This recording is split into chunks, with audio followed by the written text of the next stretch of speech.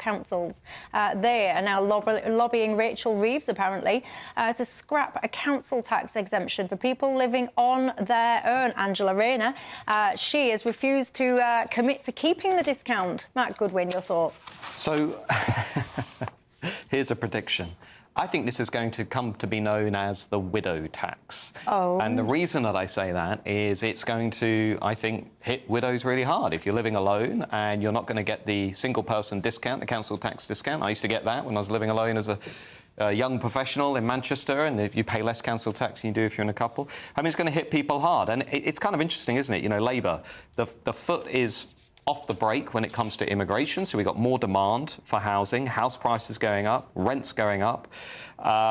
We have got no long-term vision around that in the country, and now we've got another tax being put on people simply because they happen to live alone, and that inevitably will hit, I think, widows and single pensioners very hard indeed, coming on top of the winter fuel tax as well. Literally, as you started talking, no word of a lie, it was happening real time. You were talking, a lady called Sue was getting in touch saying, Michelle, it might be worth thinking that so many single people are also pensioners, as she says she is. She says she is a widow and this would hurt her, and she calls it another sneaky attack on pensioners. Sue, you and Matt, your brains are so aligned, it's magic. It's Sue who gave me the idea, actually. It's Sue, your mum, that planted the seed, told you to say it on telly. Sue mentioned it to me on Twitter. Was it? No. Oh, Jadita, what do you think to it all?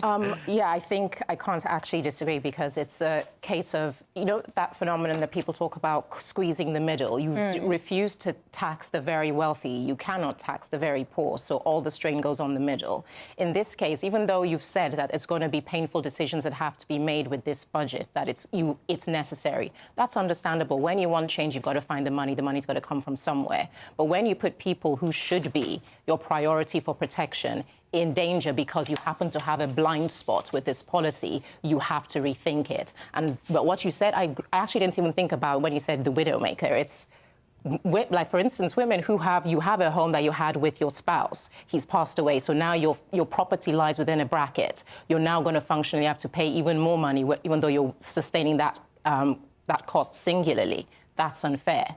That's something they shouldn't have to go through. I don't want to make it personal, but there's someone in my family who was already rocked by the winter fuel increase under Labour, because it's not what you expect. If you're a struggling pensioner, it's not what you expect from a Labour government. And now that same person will potentially be hit by losing the financial benefit that comes with the council tax reduction. So when you put it all on top, it's actually having quite a substantial impact upon that person's monthly income. And I think, you know, that's where Labour are going to, if they're not careful, you know, people are going to be looking at Angela Rayner getting drunk at nightclubs in Ibiza that cost, you know, €200 to get into and €30 a drink, and comparing and contrasting with the experience of these pensioners struggling to get by. Away from the point of, like, the politics of optics, Labour is in a dangerous position because the tenets that hold the image of what the Labour Party represents, you're chipping away at that. Absolutely. Because these are people who have held the Labour Party in a kind of esteem that was established by historical positions you have held.